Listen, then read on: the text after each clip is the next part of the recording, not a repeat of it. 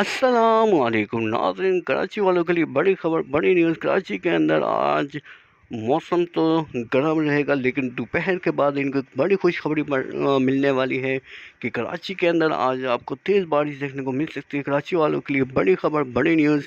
कराची में आज local development की वजह से आपको तेज़ बारिश देखने को मिल सकती है। कराची के अंदर आज तेज़ बारिश हो सकती है।